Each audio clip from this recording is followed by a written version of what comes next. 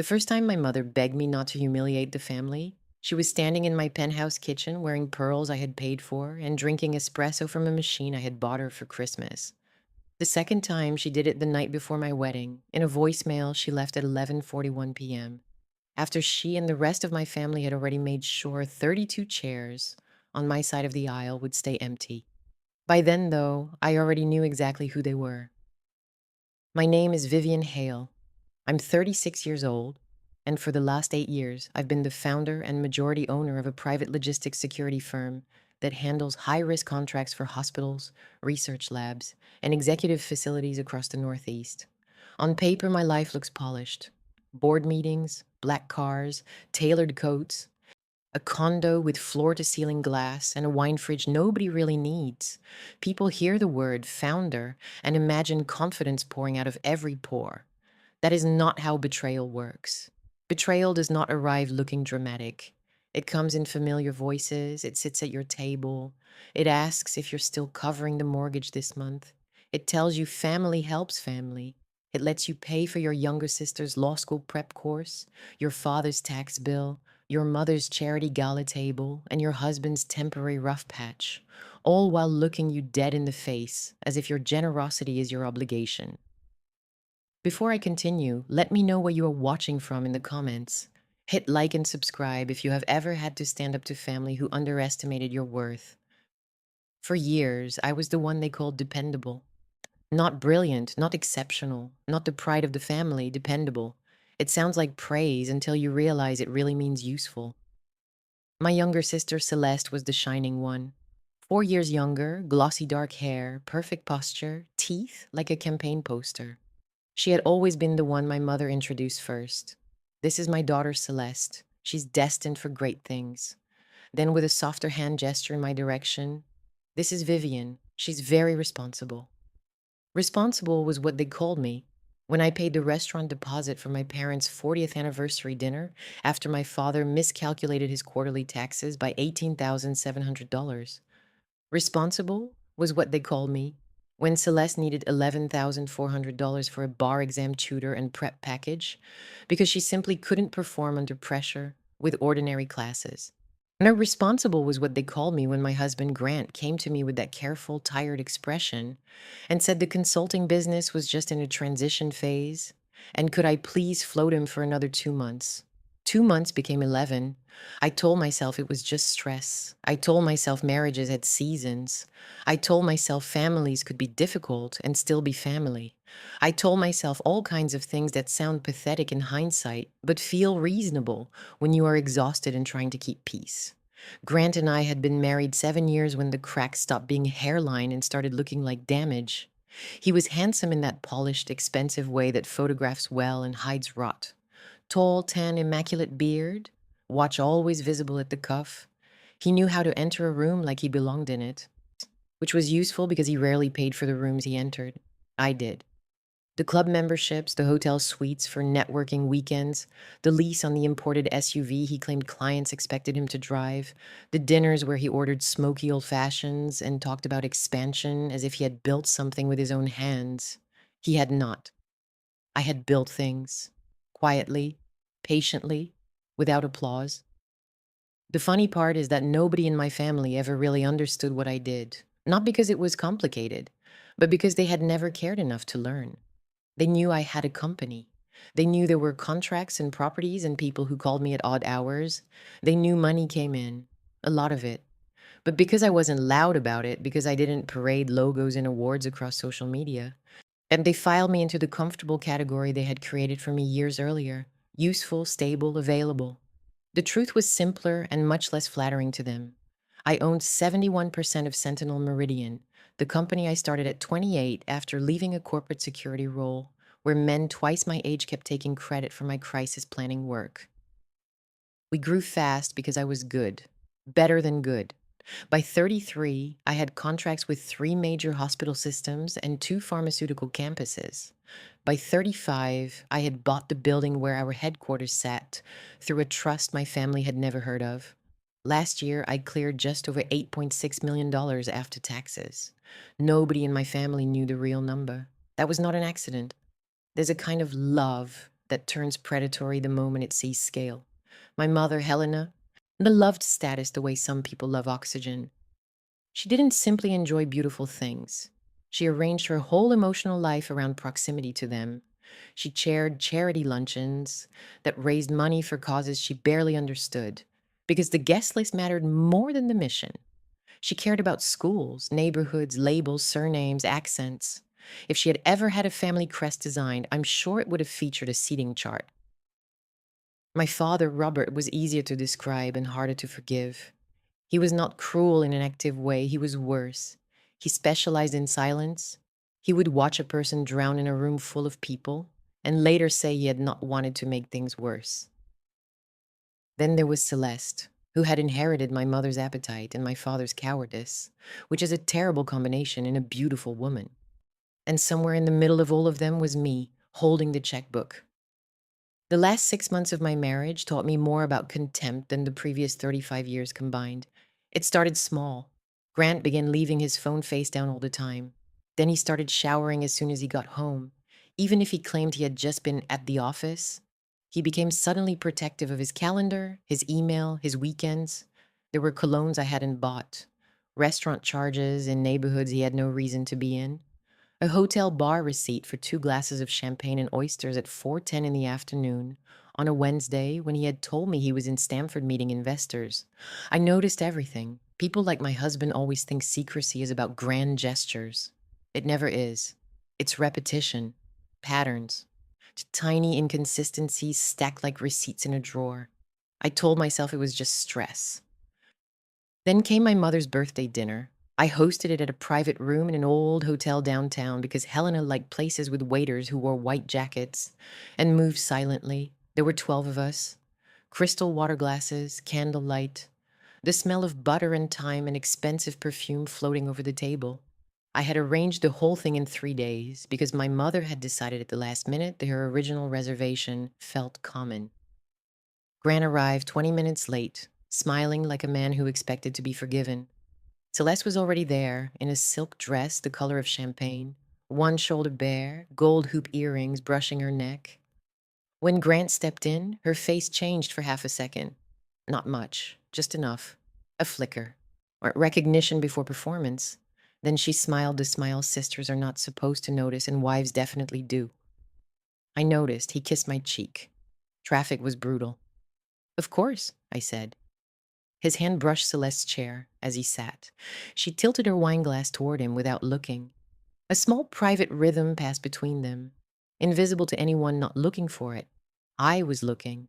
The whole dinner had that slippery quality bad memories often do, the kind where every sound feels too sharp. My mother praising Celeste's future courtroom presence, my father discussing a friend's son in private equity, Grant laughing too hard at things that were not funny. Celeste asking him if he was still working with that founder from Greenwich in a tone so casual it curled my spine. Later, when dessert came, my mother turned to me and said, "But, Vivian, darling, I know you never like to make a fuss, but you really should think about slowing down. You work like a pack mule. A woman still needs a life." I remember the taste of espresso on my tongue. Bitter, burned. "I have a life," I said. My mother gave me that soft, pitying smile that had humiliated me since childhood. Work is not a life. Stability isn't romance. Across the table, Grant looked down at his plate. Celeste sipped her wine. I smiled. Inside, I was calculating. 3 days later, I hired a private investigator, not because I was emotional. By then, I was very calm. Calm in the way buildings are calm before controlled demolition. Her name was Nadine Mercer, former insurance fraud investigator. Compact, efficient, silver hair cut close to the jaw, the kind of woman who could probably smell a lie through drywall. We met in her office on a Wednesday morning. It smelled faintly of printer ink and peppermint tea. Rain tapped against the window. I handed her a folder with copies of credit card statements, hotel charges, screenshots of odd calendar blocks, and one photograph from my mother's birthday dinner that a waiter had taken for us. Nadine studied it for 6 seconds. Then she looked up. "Your husband and your sister?" "Yes." "You want proof or confirmation?" "Both." She nodded once. "How discreet do you need this?" "Completely." What's the outcome you're aiming for? I still remember how cold my own voice sounded when I answered. Not noise, precision. For the next 4 weeks, I ran my company, attended board reviews, finalized a new hospital contract in Hartford, and came home every evening to a man who kissed me like habit and asked whether I could transfer $9,200 to cover an overdue vendor payment. I transferred it. I also moved 3 properties into a protected holding structure, refinanced a shared line of credit out of joint exposure, and had my attorneys begin reviewing every document Grant had ever signed with me. I did not react, I calculated. The first report from Nadine came in on a Monday at 7:10 a.m. Grant and Celeste met twice weekly. One hotel in Midtown, one boutique place near the river. Lunches that turned into afternoons, private text exchanges through an encrypted app. Grant had used one of my business cards to pay for valet at a hotel where he spent 3 hours with my sister on the 19th of the month. There were photographs. One of them hit me harder than I expected. And not because it was explicit. It wasn't. It was ordinary. Celeste standing on a sidewalk laughing up at him while he tucked a strand of hair behind her ear like she was somebody precious. A gesture so intimate and unthinking it made my fingers go numb. I sat alone in my office with that photo open on my screen while the city moved outside my windows, gray and busy and indifferent. Then I forwarded the full file to my attorney, my forensic accountant, and no one else. That night, Grant came home with lilies, white ones, my least favorite. He knew that. He still bought them because men who lie for a living often only remember the broad shape of a woman, not her details. Thought these would brighten the place, he said. The smell hit first, sweet, thick, almost rotten. I took the flowers, set them in water, and thanked him. The next morning, I met Celeste for coffee because she had texted, "Need your advice on something legalish." She chose a bright little place with marble counters and tiny pastries arranged like jewelry. She wore oversized sunglasses even though it was cloudy. "Thanks for meeting me," she said, air kissing my cheek. "Of course." She talked for 18 minutes about a boutique firm she was hoping would notice her. Then she pivoted, exactly as I knew she would. "How's Grant?" she asked. "Busy." She gave a sympathetic pout. He always seemed restless to me. There are moments when the human body understands before the brain does. My skin went cold, not hurt, not shock, just clarity. "Restless?" I repeated. "You know." She stirred her coffee. "A man like that needs admiration. My men can get a little lost with women who are always in charge." The spoon clicked softly against porcelain.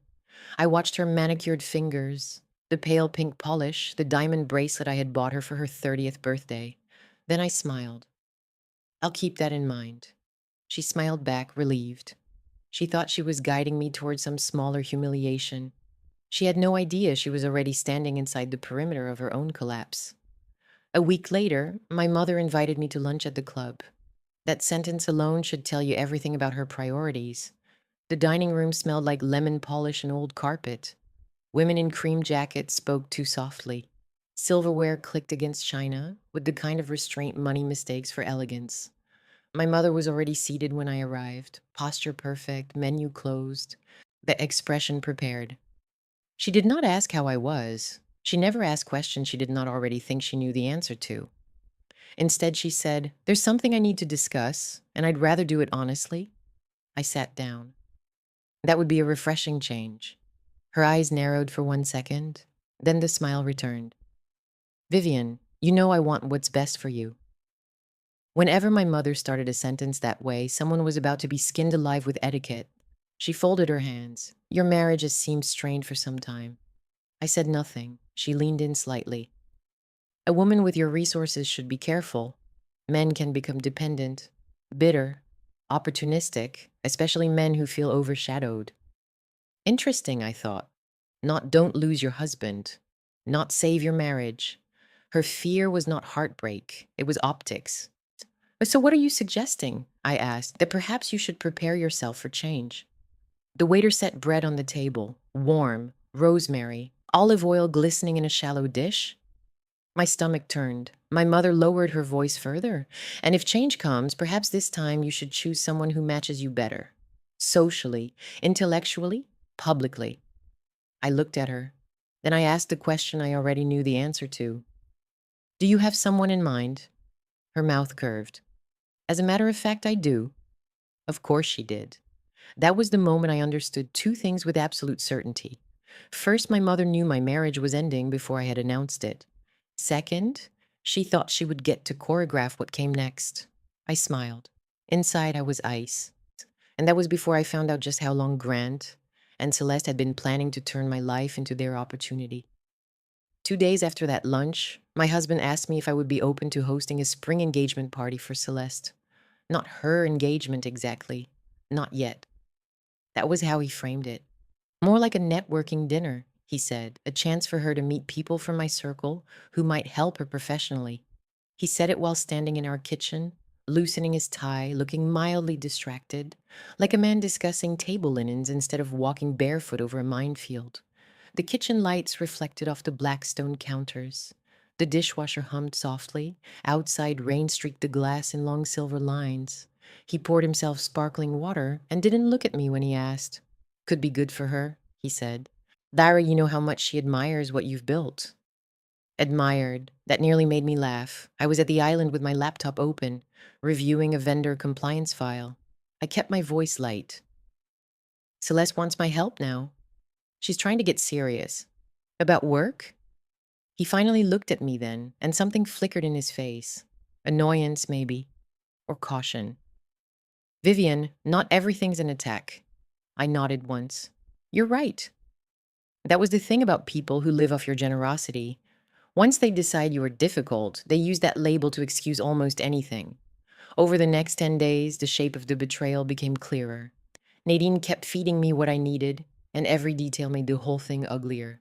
Grant and Celeste were not just sleeping together, they were planning, quietly, methodically, arrogantly. When she had been staying overnight with him at hotels when I was out of town for board meetings.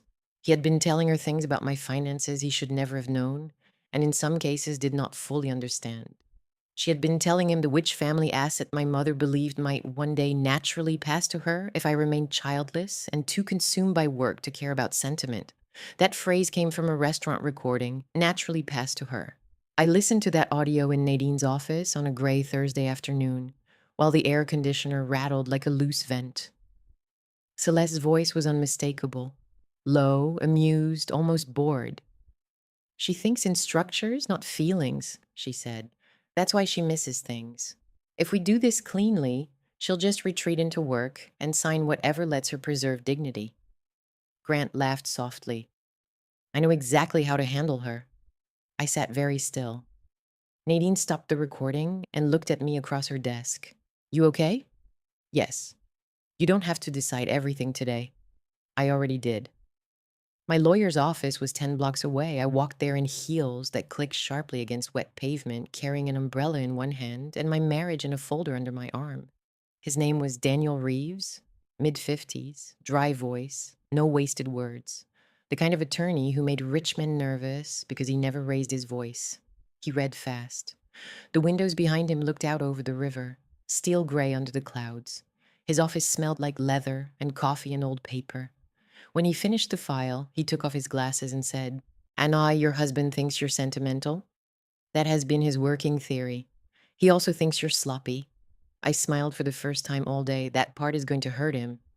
For 3 hours, we went through everything. The condo deed, the holding trust, Sentinel Meridian equity, shared bank exposure, joint tax obligations, the imported SUV in my name, the private club membership I covered, the card he had used for hotels, the consultancy he claimed he was building, which existed mostly as a website, a logo, and invoices designed to make him appear solvent. By the end of the meeting, I had a plan. Not revenge yet, infrastructure. People think power looks emotional in moments like this. It does not. Real power looks administrative. I had Daniel draft immediate protections around all business-related holdings. My forensic team began tracing transfers, expenses, and hidden liabilities. We pulled every line item from the last 18 months. Personal spending disguised as business entertainment. Travel charges routed through a consulting shell. Jewelry purchases. A bracelet. 2 hotel suites, airline tickets, 1 payment to a boutique in Palm Beach under a variation of Celeste's initials. Then there was the apartment. I had not known about the apartment until Nadine found it. Short-term furnished lease, 6 months, rented under Grant's consulting entity, paid from a joint account he had access to because I had once believed marriage meant teamwork instead of exposure. It was in a converted warehouse building on the edge of the arts district, brick walls, high ceilings, expensive enough to feel aspirational, discreet enough to feel hidden. Nadine had photographs of them entering together on 3 separate weekends. One Saturday morning, while Grant thought I was at Pilates, I drove there alone. I didn't go in. I didn't need to. I sat across the street in a black sedan and watched the building entrance through the windshield while the city steamed under early spring heat. A delivery truck idled nearby, coughing diesel into the air. Someone walked a huge white dog past the curb. I held an iced coffee in one hand and watched the door that my husband had used to build a second life with my sister. At 10:14, Celeste came out wearing sunglasses and one of my scarves. I knew it was mine because I had bought it in Milan. 3 years earlier, after landing a contract, everyone said I was too young to win. Silk, cream, and deep navy, hand-rolled edges. I wore it twice. Then it disappeared from my closet 6 months ago. There's a particular kind of disgust that has nothing to do with sex and everything to do with theft. That scarf on her neck made me feel more clarity than their affair ever had. She paused on the sidewalk to answer a text. Then she smiled down at her phone. I already knew who it was. I drove back to my office and spent the afternoon approving a hospital transition timeline without missing a beat. That night, Grant came home with a bottle of champagne. Not the expensive kind, just expensive enough to make a point. "What are we celebrating?" I asked. He leaned against the counter, smiling in that smooth practice way of his. "Us. We haven't had time together in weeks." The audacity was almost elegant. I poured the champagne into 2 flutes and handed him one. The bubbles rose in frantic bright strings. I touched my glass to his. "To us," I said. He drank. I didn't. That weekend, my mother invited us to dinner again. "Family only," she said. Simple, casual, which in Helena's language meant performance with lower lighting. Their house always smelled the same. Beeswax polish, white lilies, and the faint dry paper scent of old books my father never reread. The entry table held a silver bowl I had given them, and the oil painting over the stairs had been reframed on my account the year before after my mother decided the original molding looked tired. Celeste was already there. She stood in the living room by the fireplace in a pale blue dress, laughing at something Grant had just said. They separated a half an inch too quickly when I walked in. Not enough for anyone else. More than enough for me. My father took my coat and kissed my cheek. "You look tired." "I've been working." My mother emerged from the dining room with that bright, brittle energy she wore whenever she was pretending not to stage manage a situation. "There you are. I was just telling Grant about the Davenport's daughter. She sold her software company for some outrageous amount, and now all she does is travel. Such a waste of momentum." Grant smiled. "Vivian doesn't seem like the type to slow down." "No," my mother said. "Vivian doesn't know how." The 4 of them laughed lightly, and the sound landed on my skin like sleet. Dinner was lamb, rosemary potatoes, green beans with shallots, crystal glasses, linen napkins, the soft scrape of forks against china. My father discussed a faculty shakeup. My mother talked about a benefit committee. But Celeste complained about how difficult it was to find the right firm culture when you had standards. At one point, my mother turned to Gran and asked, "Do you ever feel outnumbered? Living with such a formidable woman?" He looked at her, then at me, and I saw the choice happen in real time. The easy joke, the safe betrayal, the tiny alignment. He laughed. "Sometimes I think I need to make an appointment to speak to my own wife." The room warmed with amusement. I set down my fork. My voice was calm.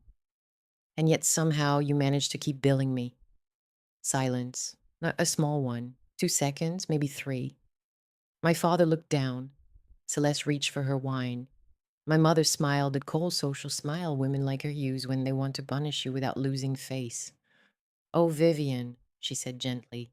"Bah, must everything become transactional?" I looked at her. "Only the things that already are." Then I kept eating. That night in bed, Grant rolled toward me and put a hand on my waist as if we were fine, as if bodies could be used to erase contempt. I moved his hand away. Long day, I said. He exhaled sharply through his nose. You've been impossible lately. I turned off the lamp. Then imagine how hard I am to betray. He stilled beside me. For half a second, I thought he knew. Then he gave a quiet, humorless laugh. What does that even mean? I faced the dark. Nothing. Go to sleep. But after he did, I lay awake listening to the soft mechanical rhythm of his breathing and felt something in me settle into place. Whatever happened next, I would not be dragged. I would choose the ground. 3 mornings later, my mother called at 8:06. But lunch today, she said, not asked, 1:30. I have meetings. Move them. This concerns your future. I almost declined. Then I heard something under her voice. Excitement, so I moved them. The club was brighter at lunch than dinner. Sunlight through tall windows, pale green walls, low conversations drifting over clinking ice and cutlery. My mother was seated in a corner banquette with a man I had never seen before. He stood when I approached, tall, beautiful suit, mid-40s, silver at the temples, the kind of man my mother would describe as substantial. Vivian, she said warmly, this is Adrian March. He sits on the board of Halcyon Capital. Of course he did. Adrian smiled and shook my hand. His palm was dry, practiced. He had the polished ease of a man who had been assured by the world that he was impressive since adolescence. A pleasure, he said. Your mother speaks very highly of you.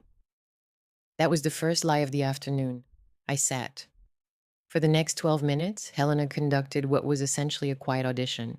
Adrian had recently separated. Adrian loved architecture. Adrian split his time between Manhattan and Nantucket. Adrian believed women in leadership were the future. Adrian had also, not incidentally, invested in 3 security infrastructure companies and was fascinated by my field. I let it happen. I let my mother perform optimism. I let Adrian ask me questions in that expensive, measured tone men use when they think they are being respectful and are actually being acquisitive. I answered politely. I even smiled once. Then Adrian excused himself to take a call.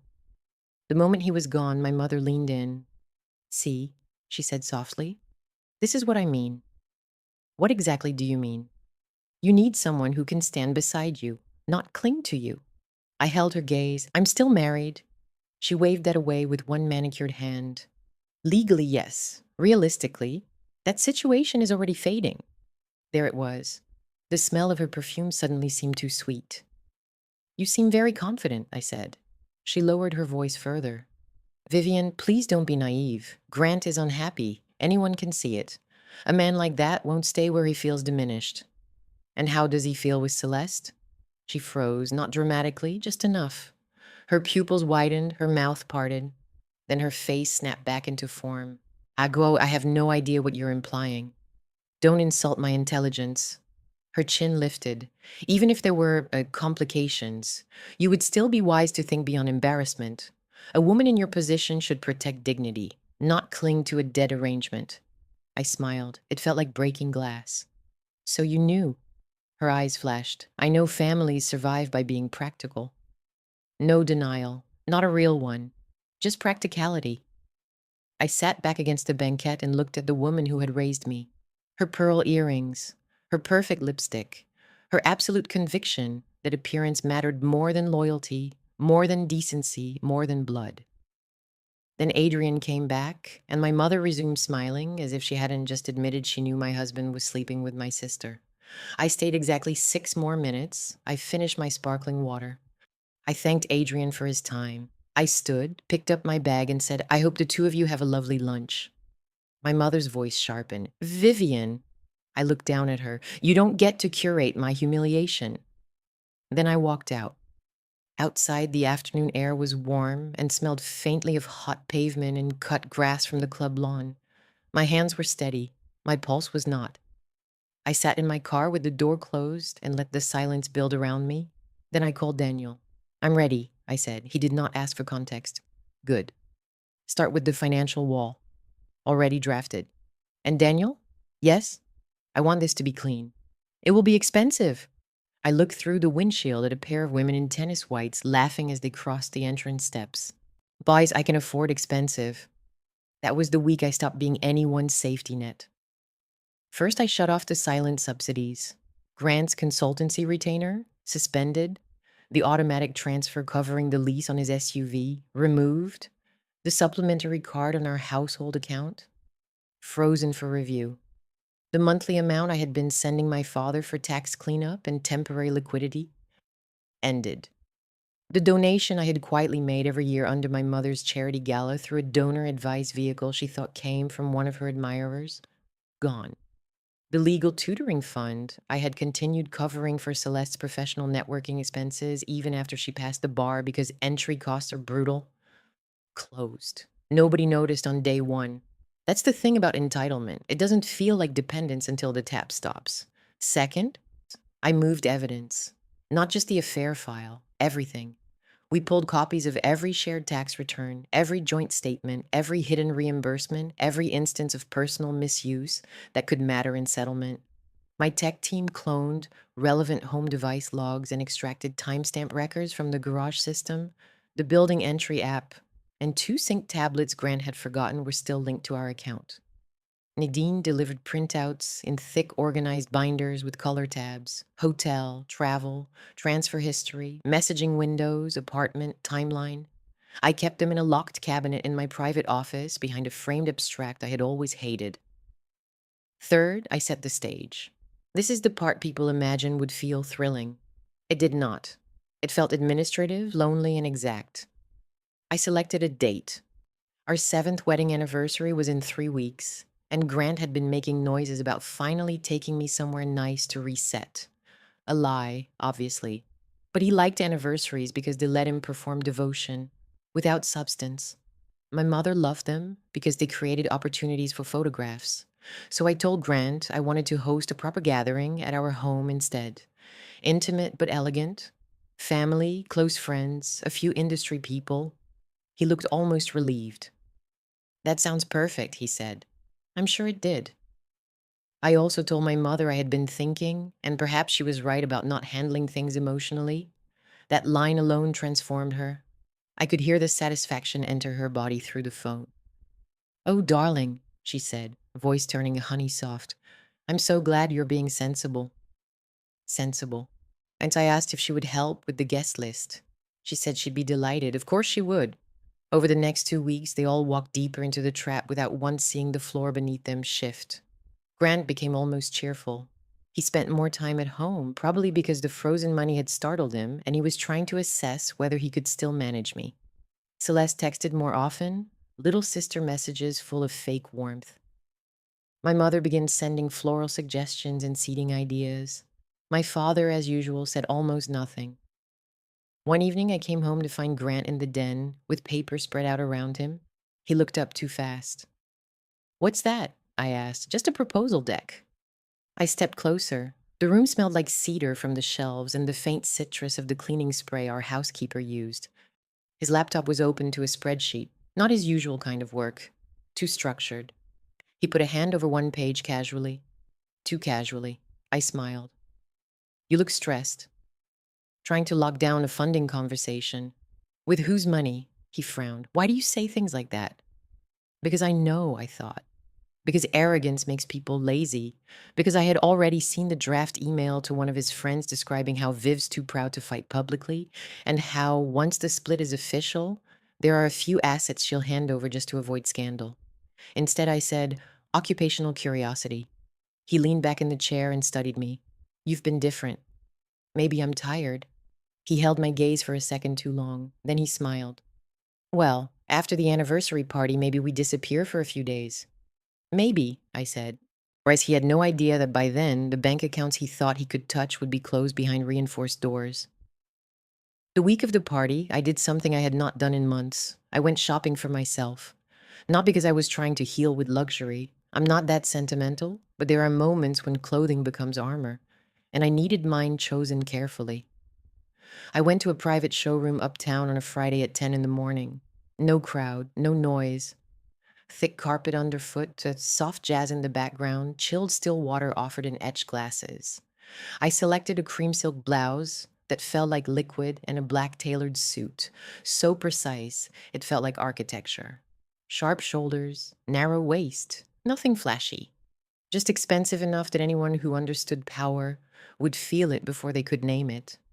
I bought a new watch too. It was white gold, clean face, quiet money. Then, almost as an afterthought, I picked up a bottle of vintage champagne the salesman had locked behind glass. A celebration bottle, he called it. He was wrong. It was a witness. The morning of the anniversary party, I woke before dawn. The apartment was silent except for the low hum of the climate system and the faint traffic far below. The sky outside the windows was still deep blue, the city only half awake. Grant slept beside me on his stomach, one arm flung across the bed, like a man with no fear of consequence. I lay there for a minute, listening to him breathe, then I got up and started the day that was going to end my marriage, expose my sister, and split my family clean down the center where the rot had always been. I did my skincare slowly, blow-dried my hair straight, put on makeup with a lighter hand than usual, nothing dramatic, calm face, calm voice, calm body. My voice was steady, my hands were not. At 8:12, Daniel texted, "All documents ready. Courier confirmed." At 8:16, Nadine texted, "Backup copies secured." At 8:20, my chief financial officer texted, "Restricted access initiated at noon per your instruction." At 8:31, I looked at myself in the mirror. Then I smiled. Inside, I was calculating. And by sunset, they were all going to understand exactly what that meant. By 5:30, the apartment looked exactly the way my mother believed a successful marriage should look from the outside. Candles glowed in low amber pools across the dining room. White roses sat in long polished arrangements down the center of the table. The city beyond the glass had started to turn violet, buildings catching the last of the light like sharpened metal. The catering team moved in soft, efficient lines through the kitchen, carrying trays that smelled of seared beef, truffle oil, rosemary, warm bread. Crystal glasses threw back fragments of gold.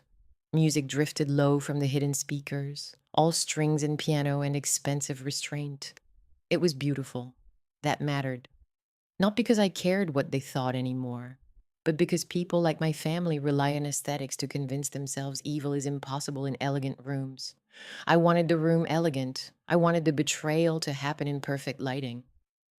Grant came out of the bedroom at 6 wearing the navy suit I'd bought him the Christmas before last. He adjusted his cufflinks in the hallway mirror and smiled at me like a man who thought he was about to enjoy an evening in his own honor. "You look incredible," he said. I did. The cream silk blouse under the black tailored jacket made me look controlled enough to frighten the right people. My hair was straight and glossy. My makeup was soft. My new watch caught the light with every small movement of my wrist. I looked like myself, only sharpened. "Happy anniversary," he said. I held his gaze. "Is it?" Something passed over his face, a slight hesitation. Then the smile returned. "Let's survive dinner first." There it was again, that casual assumption that we were partners in some shared strain, as if I were not fully aware he had been sleeping with my sister in an apartment partly paid for by the woman standing in front of him. I gave him a mild smile and turned away. Guests began arriving at 6:15. My parents were first, naturally. Helena believed timeliness was a form of status. She stepped out of the elevator in deep emerald silk, with diamond drops at her ears and a little metallic clutch tucked beneath one arm. My father followed in a charcoal suit, looking older than usual, shoulders slightly rounded, expression already retreating into the practiced academic neutrality that had excused him from moral courage his entire life.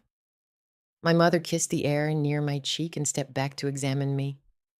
"Very chic," she said, approving. "Minimal, finally." "Good evening, Mother." She smiled at the title. She always liked me best when I sounded distant and polished. My father squeezed my shoulder once. "Place looks lovely." "I own it," I said. He blinked. Yes, of course." Celeste arrived 10 minutes later. She wore red. Not bright red. Worse. A dark, calculated red. Something fitted and expensive looking with a neckline just restrained enough to be defensible.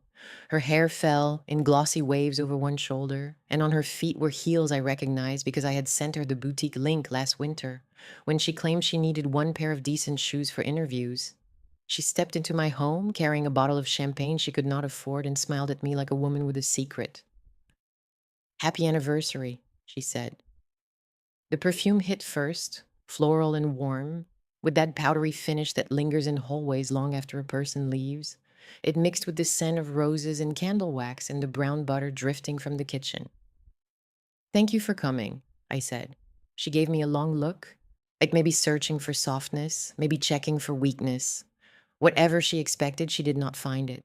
By 7, the room was full, not huge. I had kept it intentionally contained. 22 guests total, family, a few close social friends of my mother's, 2 of my senior executives, 1 outside counsel contact. An investor Grant had been trying to charm for months. A couple from our building, just enough witnesses, just enough relevance, just enough public memory that nobody could later pretend it had all happened privately. That part mattered too. Private cruelty thrives on denial. Public consequences do not. Dinner began with small performances, as all dangerous dinners do. Helena floated from guest to guest in full form, praising the flowers, complimenting the plating. I'm making sure everyone understood the event had emotional significance.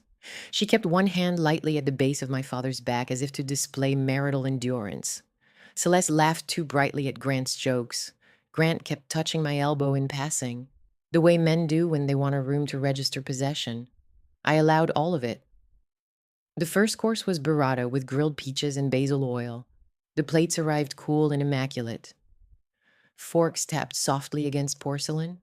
Someone near the windows remarked on the skyline. One of my executives complimented the wine.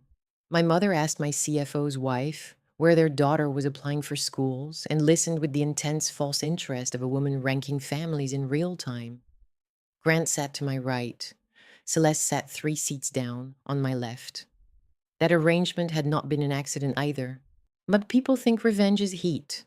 Sometimes it's geometry.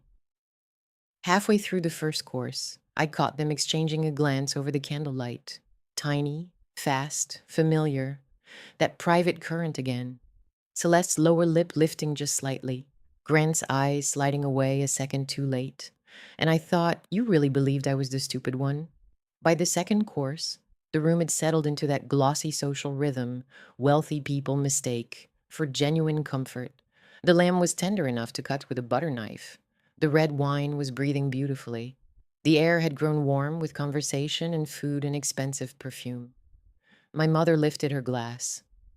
"I know anniversary dinners can feel sentimental," she began, smiling around the table, "but I've always believed marriage is less about emotion than endurance.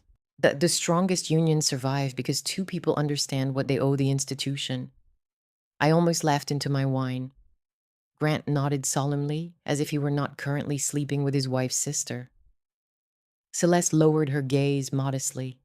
My father looked down at his plate. Cowardice has body language. I had spent my whole life learning to read it. When the toast ended, one of Grant's investor friends, Martin, slick and pink-cheeked, and perpetually overconfident, said, "Well, if this marriage has lasted 7 years in this town, maybe there's hope for the rest of us." A small wave of laughter moved around the table. Grant smiled and lifted his glass toward me. "She's not easy, but she's worth it." The table laughed again. That line stayed in the air like smoke. Not easy, worth it. The man who had used my accounts lied in my bed and built a side relationship with my sister wanted credit for enduring me. I set down my fork carefully. The metal made the tiniest sound against the plate. Then I smiled.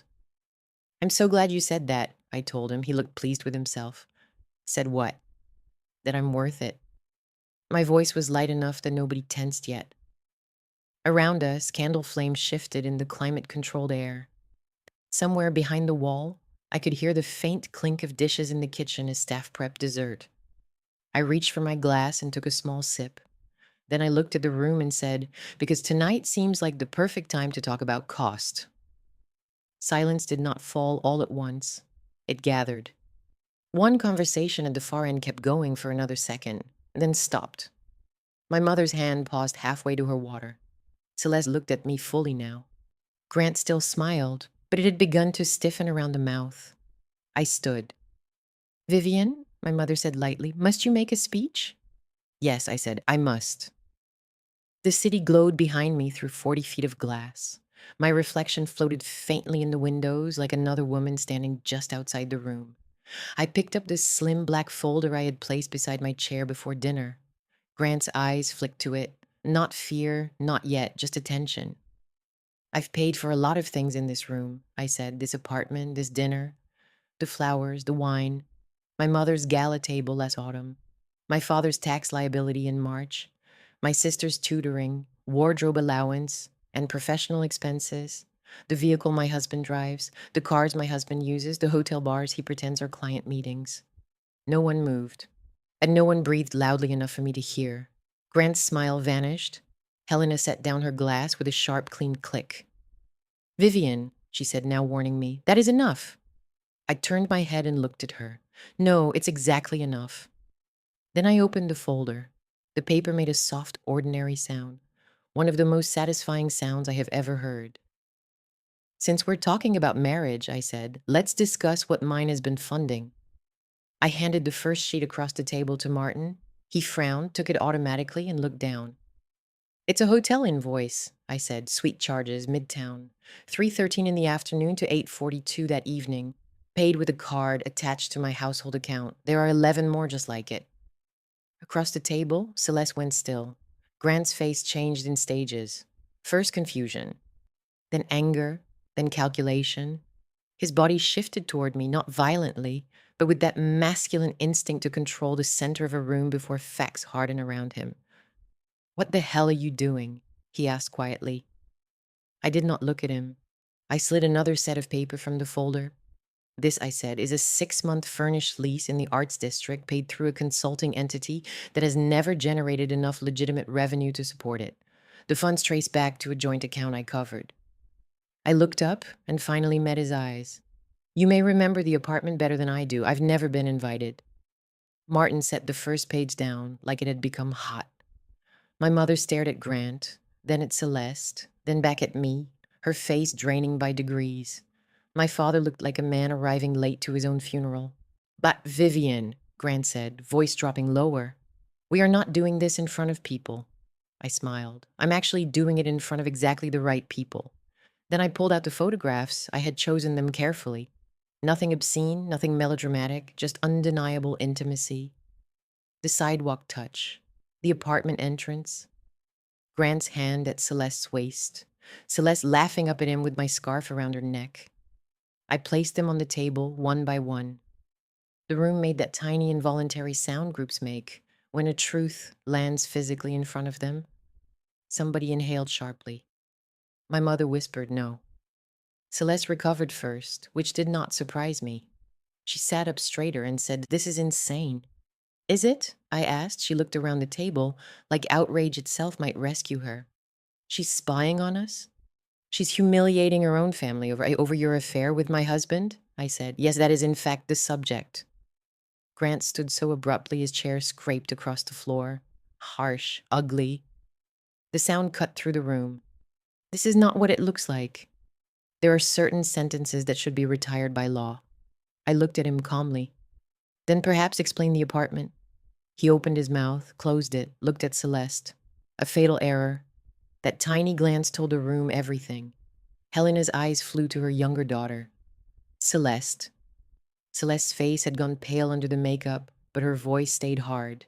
"Don't look at me like that. This didn't happen in a vacuum." I laughed then. I couldn't help it, not loudly, just once. "A vacuum," I repeated. "Interesting. Is that what you call climbing into your sister's marriage?"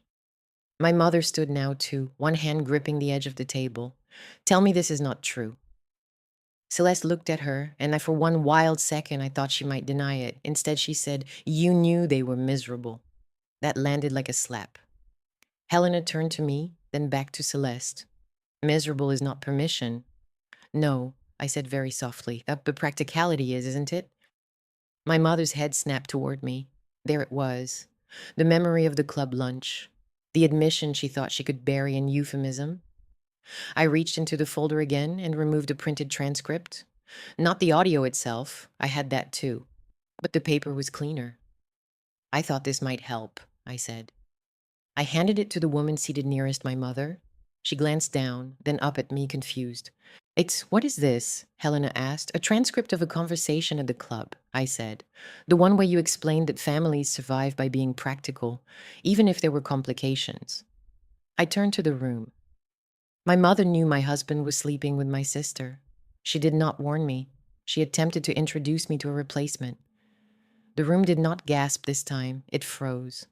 My mother stared at me as if I had struck her. I was trying to protect you, she whispered. No, I said. You were trying to manage me? Grant found his voice again then, louder now, angrier, desperate to retake ground. You had me followed. You're dragging everyone into private marriage issues because you can't handle the truth? I looked at him. What truth would that be? His jaw tightened. He was sweating now, just slightly at the temples. That you're impossible to live with, that everything with you is control, schedules, contracts, expectations. I was drowning in this house. There it was, the cruelty, the justification, the borrowed victimhood of a weak man standing in a room paid for by the woman he betrayed. I let him speak. Weak people always destroy themselves best when uninterrupted. You think because you make money, you own everything, he said. You own the room, the pace, the roles. Celeste actually listened to me. She saw me. From 3 seats down, Celeste lifted her chin as if being named in public made her brave. My voice stayed level. She also wore my scarf and used my money. A few people looked away. Grant slammed his palm lightly against the table. I am not going to be spoken to like some kept animal. No, I asked, and Dad, then let's discuss the numbers. That was when I nodded toward the hallway. Daniel walked in. He had been waiting in the study with one of my senior legal staff and a courier, exactly as planned. Dark suit, flat expression, leather portfolio in hand, calm as weather. Grant actually took half a step back. I will remember that forever. Good evening, Daniel said to the room. I'm Daniel Reeves, counsel for Ms. Hale. The words Ms. Hale did something useful. They stripped the marriage language off me in one clean motion. No wife, no darling, no anniversary hostess, just principal, just owner. Daniel placed a second portfolio on the dining table and opened it. Mr. Mercer? He glanced at Grant. Effective at noon today, your access to all accounts not solely held in your own name has been suspended pending forensic review. The lease on the vehicle currently in your possession is under immediate recall. The supplementary card associated with the household expenditures has been frozen. A petition for divorce was filed this afternoon on grounds including financial misconduct and marital dissipation of assets. Grant's face went white. Daniel continued, because good lawyers know that steady voices are more frightening than dramatic ones. In addition, evidence has been preserved regarding misuse of household funds, misrepresentation tied to a consulting entity, and expenditures connected to the property lease discussed tonight. You are instructed not to delete records, remove devices, or access shared digital accounts. Doing so will be treated accordingly. You can't do this, Grant said. Daniel looked at him. She already has. Then he turned to Celeste. Ms. The Hale. A pause. Separate notice will be served concerning specific transferred items, including jewelry, accessories, and payments obtained under false pretenses. My client has elected, for now, not to pursue a broader civil action if all property is returned intact within 72 hours. Celeste actually laughed once, short, high, disbelieving. You're threatening to sue me over gifts? I answered that one myself. No, I'm offering not to. The room felt smaller now, all the air chewed up by heat and humiliation. Wax from the candles had begun to pool around the bases. The lamb on half the plates had gone cold.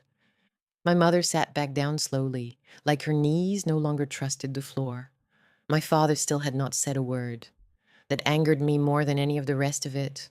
So I turned to him. Maiden, do you have anything you'd like to contribute? I asked. He opened his mouth, closed it. His eyes moved to Celeste, then to my mother, then finally to me. Vivian, he said, and even then his voice sounded tired rather than ashamed. Perhaps this could have been handled less publicly. I looked at him for a long time. Then I said, that is exactly why you are losing me too. He flinched. Good. Across the table, Celeste's composure finally cracked. You're loving this, she snapped. You always loved this, acting above everyone, acting like money makes you moral. I stood very still. No, I said, money makes me funded.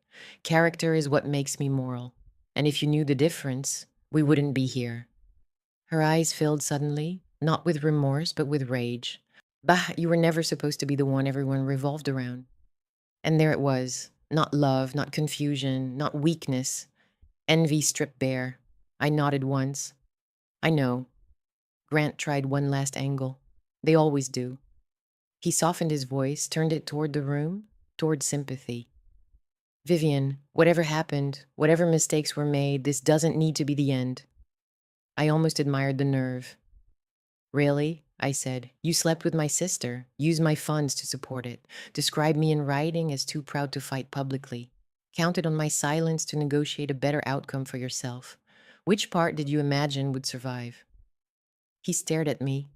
The investor, Martin, who had gone flushed and deeply uncomfortable 20 minutes ago, and now looked at Grant with the wary disgust men reserve for another man who has violated the professional script. It wasn't about ethics, not entirely. It was about incompetence, about being sloppy enough to get caught publicly. Men like Martin forgive cruelty faster than stupidity. Helena whispered my name then. Vivian, please. I turned to her. For the first time all night, her face looked her age. Not old, just exhausted. The architecture of control had collapsed, and underneath it was a woman who had mistaken social choreography for maternal love so long she no longer knew the difference. Don't do this, she said. My voice was gentle when I answered, and somehow that hurt her more. I'm not doing this, Mother. I'm ending it. I nodded once to the staff captain waiting near the kitchen. Please serve dessert in the lounge, I said, for anyone who wishes to stay. No one moved. That was almost funny, too. Then I took the vintage champagne from the sideboard, handed it to one of my executives, and said, Open that when they leave. Grant looked at me as if he still could not quite believe the center had shifted and would not shift back. Where am I supposed to go? He asked. I looked at him, at the man I had carried for nearly a year, the man who thought charm counted as contribution. Not here. Daniel slid an envelope across the table. Your hotel reservation for 3 nights has been arranged as a courtesy. After that, council will communicate. Courtesy. It was more than he deserved. Celeste stood abruptly, grabbing her clutch with shaking fingers. This is unbelievable. No, I said, it was inevitable. She looked at my mother then, wanting rescue. Helena did not move. That may have been the first honest thing she had done all evening. Grant reached for his jacket. My father stood mechanically. The room began to fracture into motion and avoidance. Guests suddenly fascinated by stemware, napkins, the skyline, anything that did not require direct eye contact. As Grant moved past me, he lowered his voice. You're going to regret how cold you were tonight.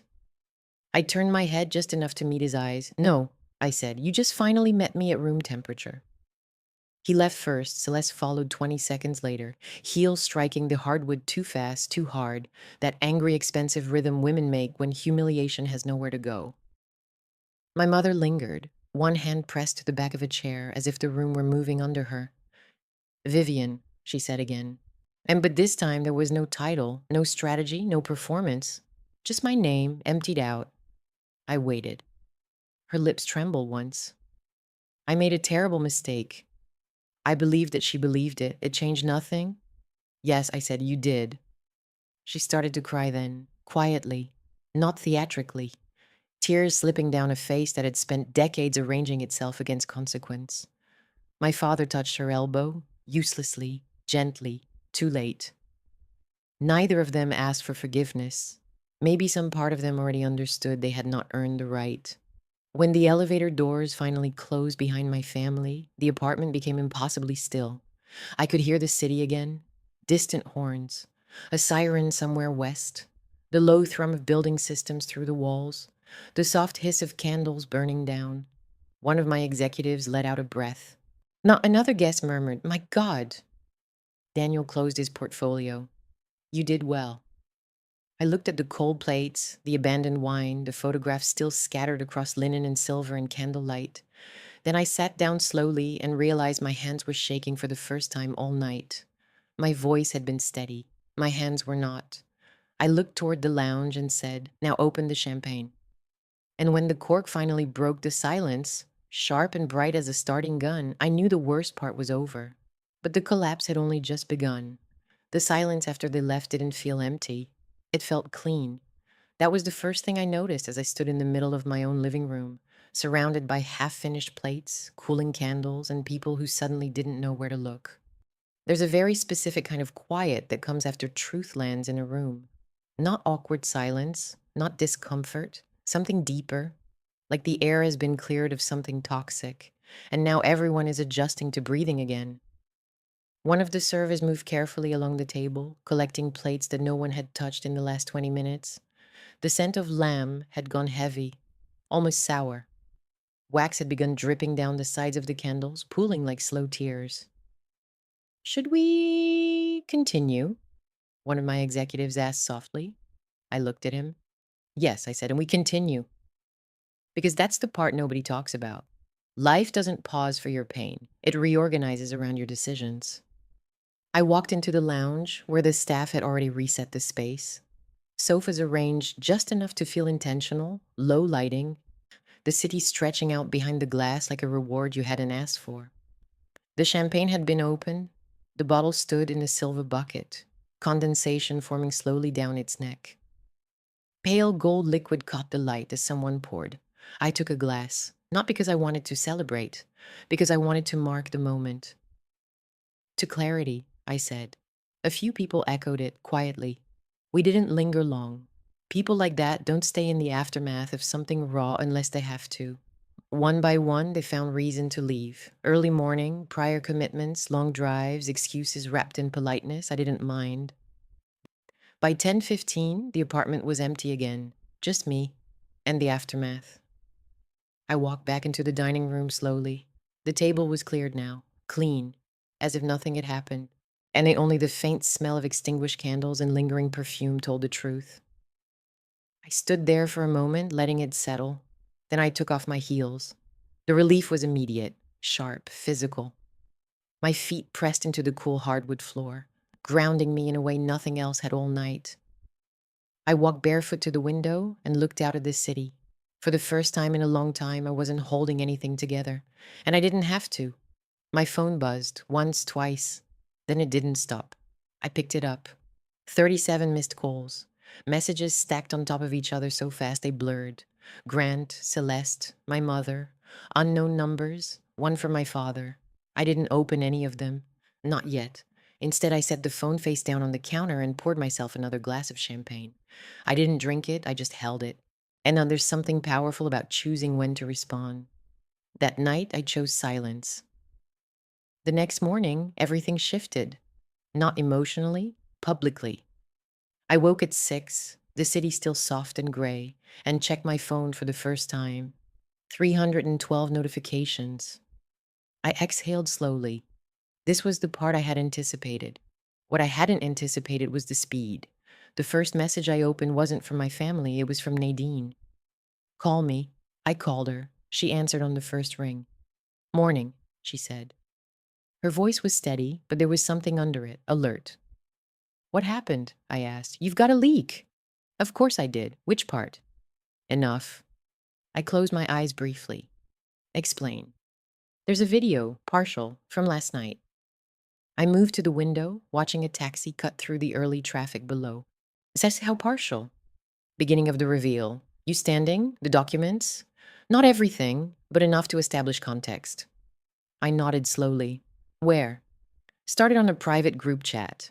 Now it's on 2 social platforms. Not viral yet, but it's moving." I didn't panic. I calculated. "Do we know who posted it?" "Not confirmed. Could be one of the guests, could be forwarded from inside your family." "Celeste," I thought immediately. Or someone protecting her. "Pull everything you can," I said. "Track origin." "Already on it." I ended the call and opened one of the links she had sent. There I was, standing at the head of the table, calm, composed, devastating. The video caught my voice clearly. "Let's talk about cost." It cut before the legal portion, before the full collapse, But it didn't need more. The comments had already started. Who is she? That man looks guilty as hell. Wait, is that her sister? Rich people are insane. She handled that like a CEO. I watched it once, then I closed it. This wasn't a problem. This was exposure. And exposure, handled correctly, becomes leverage. My phone rang again. My mother. I let it ring. Then it rang again and again. On the fourth attempt, I answered. Vivian, she said immediately, voice cracked, breath uneven. What have you done? I leaned against the counter. I ended something that should have ended months ago. This is everywhere, she said. People are calling me. Board members, friends. They've seen. I know. You humiliated us. There it was. Not you're hurt. Not I'm sorry. You humiliated us. I almost smiled. No, I said calmly. I exposed you. Silence. Then softer, shaking. Vivian, please, we need to talk. Well, privately. I thought about it. Then I said no. Her breath hitched. You don't mean that. I do. Your father? My father chose silence. I cut in. He can keep it. That one landed. I could hear it in the way she inhaled. Please, she whispered. We're your family. I looked out at the skyline again. The same buildings, the same city, different life. Were you? I asked. She didn't answer. I ended the call. Grant showed up at 9:40, unannounced. Of course, the building concierge called first. Ma'am, your husband is here. He's insisting. Let him up, I said. I didn't need security to handle this, not anymore. The elevator doors opened 3 minutes later. He walked in like a man who hadn't slept. Tie gone, shirt wrinkled, hair slightly out of place. For the first time in years, he looked like what he actually was. And not impressive, not controlled, just exposed. Vivian, he said, stepping toward me. I didn't move. You don't get to come in here like nothing happened, I said. He stopped. Ran a hand through his hair. This has gone too far. Has it? Yes, he snapped. You've made your point. You embarrassed me. You embarrassed Celeste. You embarrassed your entire family. I tilted my head slightly. Interesting order. His jaw tightened. You think this makes you powerful? He said. Tearing everything down? No, I said quietly. Building something that doesn't include you makes me powerful. He stared at me. For a moment, I saw something real. Fear. Where am I supposed to go? He asked again. Same question, same entitlement. I walked past him to the kitchen, poured coffee, took my time. You have a hotel, I said, 3 nights. After that, Ira, you figure it out. That's it? He said, 7 years and that's it? I turned back to him. No, I said, 7 years of me carrying you. This is just the ending. He laughed once, harsh. You're cold. I'm clear. He stepped closer, lowering his voice. You think anyone's going to stay with you after this? After seeing what you're capable of? I held his gaze. I'm counting on it. That shut him up for a second. Then he tried the last card he had. Celeste didn't mean for it to happen like this. I blinked slowly. Get out. Vivian, get out. My voice didn't rise. It didn't need to. Something in it made him stop. Really stop. He looked at me one last time, searching for something that wasn't there anymore. Then he turned and walked out. Just like that, no apology, no accountability, just absence. The elevator doors closed, and with it, the last illusion of that marriage. The fallout over the next 2 weeks was surgical. That's the only word for it. Not chaotic, not explosive, precise. Grant's accounts were audited. His consulting business collapsed within days once the financial scaffolding disappeared. Clients vanished. Calls went unanswered. The illusion required my support to exist. Without it, it disintegrated. The apartment lease was terminated early. Penalties applied, not my problem. Celeste returned the scarf. Folded. No note. She did not return the bracelet. We filed for it. My mother's social world shifted overnight. Invitations slowed. Conversations changed tone. People didn't cut her off. They did something worse. They watched her. Carefully. My father stopped calling entirely, which in a way, it was the most honest thing he had done in years. And me? I worked because that's what I do. But something had changed. I wasn't carrying anything unnecessary anymore. No emotional debt, no financial burden disguised as love, no obligation to people who had mistaken access for entitlement. One evening, about 3 weeks after the dinner, I stood in my closet, quiet, still. Rows of tailored suits, shoes arranged by color, bags I had bought over the years. I reached for one I hadn't used in months, a black Birkin, structured, understated, power without explanation. I set it on the counter, then I chose an outfit, simple, sharp, precise, because the next phase wasn't about destruction, it was about reconstruction. And this time, I was building for myself. The first time I saw my father after the surgery, he looked smaller. Not physically. He was still the same height, the same posture trying to hold itself together. But something had shifted. Something internal. Like a structure that had been quietly load-bearing for decades, it finally cracked under weight it could no longer pretend wasn't there. The hospital room smelled like antiseptic and warm plastic. Machines hummed softly, steady and indifferent. There was a faint rhythm of beeping that seemed to measure time in something more serious than seconds. My mother stood by the window when I walked in. She turned slowly. For once, she didn't perform. No careful smile, no composed greeting. Just recognition. "You came," she said quietly. I set my bag down. "I said I would." She nodded. Her hands were clasped tightly in front of her, knuckles pale. No jewelry today, no armor. That was new. Like my father shifted slightly in the bed. The movement pulled at something connected to him, and he winced. "Vivian," he said, voice rough. "Thank you." I looked at him. For what? For coming. Not for saving him. Not for what had happened, just for showing up. It was honest in a small, almost painful way. "I'm not here for you," I said. He nodded. "I know." That was the second honest thing he had done. Silence settled between us. My mother moved closer, hesitant, like someone approaching a boundary she didn't fully understand. "We've been trying to reach you," she said. "I know." You didn't respond. I chose not to. Her eyes flickered. Still adjusting to a world where access to me was no longer guaranteed.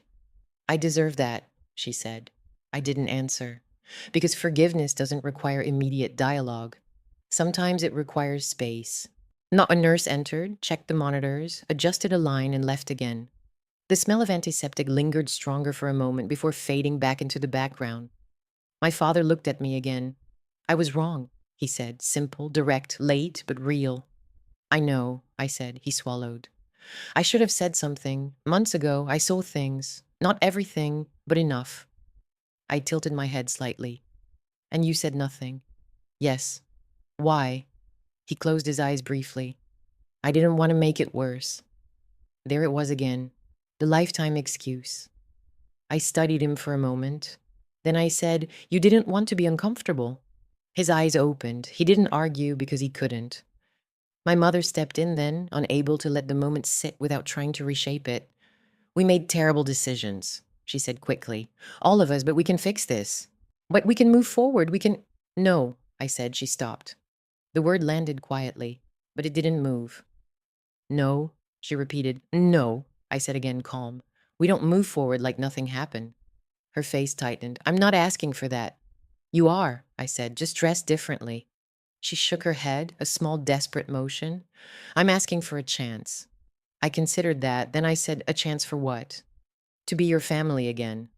The word family sat between us. Heavy, complicated, earned, lost. I walked to the foot of the bed, resting my hands lightly on the metal rail, cool under my palms. "You don't get to return to a role you abandoned," I said. Her breath caught. "I didn't abandon you," she said. "You did," I replied. "You just did it politely." That hurt her more than anger would have. Good. Because truth, when delivered without emotion, tends to land deeper. She stepped closer, voice softer now. "What do you want, Vivian?" That was the right question, finally. I looked at her, then at my father, then back at her. "I want distance," I said, her eyes filled. "For how long?" "I don't know." That's not an answer. It's the only honest one. She swallowed hard. "And after that?" "If there is an after," I said, "it will be on my terms." She nodded slowly. For the first time in her life, she wasn't negotiating, she was listening. My father shifted again, wincing slightly. I don't expect forgiveness, he said. Not now, maybe not ever. I met his eyes. That's correct. He nodded. A strange kind of peace settled over his face. Not relief, acceptance. That was new too. I picked up my bag. I have to go, I said. My mother's voice followed me. It's Vivian. Will you come back? I paused at the door. Then I said, we'll see. And I left. 3 months later, my life looked nothing like it had before. Not louder, not more dramatic, just lighter. I moved out of the apartment. Not because I had to, because I wanted to. Some spaces hold too much history to be worth reclaiming. I chose a new place across the river. Smaller, cleaner, floor-to-ceiling windows again, but this time the view felt different. Not like something to impress people with, something to enjoy. The first night there, I sat on the balcony with a glass of champagne and no one to perform for. No expectations, no noise, just the city breathing below me. Grant was gone. The divorce finalized faster than he expected. Financially, he walked away with very little. Not out of cruelty, out of accuracy. He had built nothing. He received accordingly. Celeste relocated, new firm, new city, new story she could tell. People who didn't know the truth. That's the thing about people like her. They don't change, they reposition. My mother sent letters, handwritten, careful, honest, for once. I read them, I didn't reply. Not yet. My father sent one message. Short. I'm doing the work. I believed him. That didn't mean I owed him access. And me? I expanded the company. New contracts, new markets, more control, more clarity. One afternoon, I stood in my office looking out over the city, reviewing a deal worth more than everything my family had once argued over combined. And I felt nothing dramatic, no triumph, no revenge, just alignment. Like everything had finally clicked into place. That's when I understood something important. Revenge isn't loud, it isn't dramatic, and it isn't even about the other people. Real revenge is quiet. It's walking away with everything that matters still intact. Your dignity, your clarity, your power, and leaving them behind to sit in the consequences they created. Not because you forced them, because they built it themselves. I didn't forgive them. I didn't need to. Forgiveness is optional. Peace is not. And peace comes from boundaries, from knowing your worth without needing anyone else to confirm it, from choosing yourself, even when it costs you everything familiar, especially then. Sometimes people ask me if I regret how I handled it, if I would do it differently, if I would be softer, more private, more forgiving. I always give them the same answer: no. Because the moment I stopped protecting people who were comfortable hurting me was the moment my life actually began. If you made it this far, tell me something. Would you have walked away the same way, or would you have stayed and tried to fix it? I read every comment, every single one.